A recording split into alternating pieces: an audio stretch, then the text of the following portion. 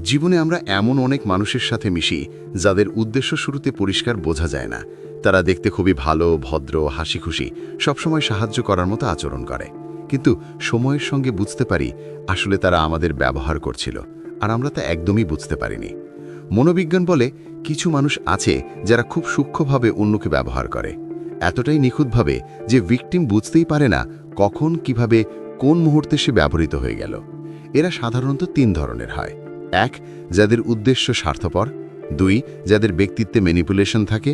আর 3, যারা নিজের প্রয়োজন পূরণ করার জন্য অন্যের আবেগকে খেলনা বানিয়ে ফেলে। এরা কখনো সরাসরি কিছু বলে না, কিন্তু আপনার মানসিক, সময়গত বা আবেগিক শক্তি ব্যবহার করে নেয়।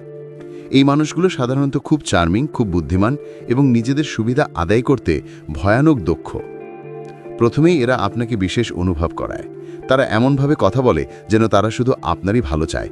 মনোবিজ্ঞান বলে মানবিক সংযোগের প্রথম ধাপ হলো ট্রাস্ট বিল্ডিং, আর এরা সেই ধাপে সবচেয়ে বেশি দক্ষ। তারা প্রশংসা করে, যত্ন দেখায়, সাহায্য করে, যাতে আপনি মনে করেন এরা আপনার সত্যিকারের বন্ধুই। কিন্তু এর ভেতরে থাকে এক ধরনের হিডেন এজেন্ডা, যা আপনি বুঝতে পারেন না। ব্যবহারকারী মানুষের একটি বৈশিষ্ট্য হলো সিলেক্টিভ কাইন্ডনেস, মানে তারা কেবল তখনই ভালো আচরণ করে যখন তাদের কোনো লাভ আছে। আপনি যখন উপকার করেন তাদের কাছে আপনি মূল্যবান, কিন্তু আপনি যখন নিজের সমস্যা নিয়ে যান অথবা আপনার জীবনে সংকট আসে, তখন তারা অদৃশ্য হয়ে যায়। কারণ তাদের উদ্দেশ্য আপনার ভালো থাকা নয়, তাদের উদ্দেশ্য আপনার থেকে সুবিধা নেওয়া।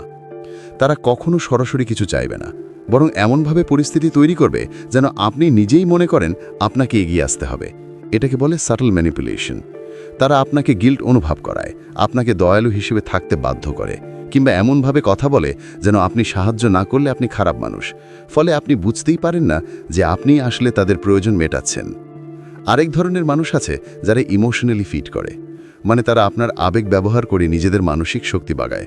তারা আপনার সমস্যার কথা শুনবে, আপনাকে দুর্বলতার জায়গায় গিয়ে ছুঁয়ে দেবে, যাতে আপনি ইমোশনালি ডিপেন্ডেন্ট হয়ে যান। এরপর সেই নির্ভরশীলতাকে ব্যবহার করে তারা নিজেদের সুবিধা নেয়। তারা জানে আপনি আবেগিকভাবে তাদের গুরুত্ব দেন, আর সেই কারণেই আপনি কখনো তাদের না বলতে পারবেন না। ব্যবহারকারী মানুষের সবচেয়ে বড় অস্ত্র হলো তাদের ভিকটিম কার্ড।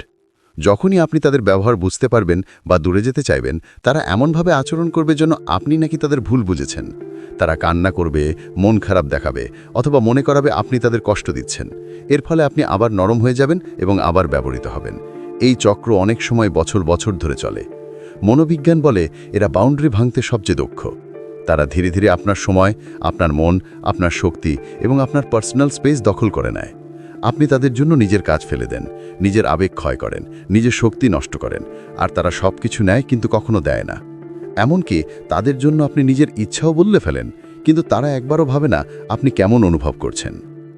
ব্যবহারকারী মানুষের আরেকটি বৈশিষ্ট্য হলো ইনকনসিস্টেন্ট এফেকশন। কখনো আপনাকে খুব ভালোবাসার মতো আচরণ করবে, কখনো খুব দূরে থাকবে। এই অনিশ্চয়তাই আপনাকে কনফিউজড রাখে। আপনি ভাবতে থাকেন, সে কেন এমন করছে, আমি কি ভুল করেছি, হয়তো আজ ব্যস্ত, কাল ঠিক হবে। এভাবে আপনি নিজেই তাকে জাস্টিফাই করতে থাকেন, আর এটাই তাদের উদ্দেশ্য, যেন আপনি সবসময় অনুমান করতে ব্যস্ত থাকেন আর তারা আপনার কনফিউশনের সুযোগ নেয়।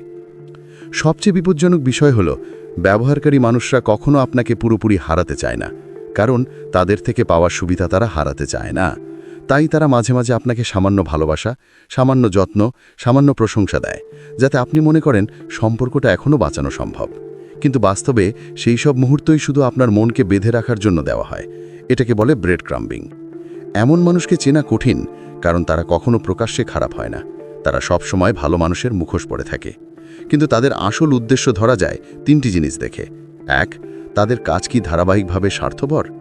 2, আপনি বারবারই কি সম্পর্কের মধ্যে এমটি, ড্রেইনড বা আন্ডারভ্যালুড বোধ করেন।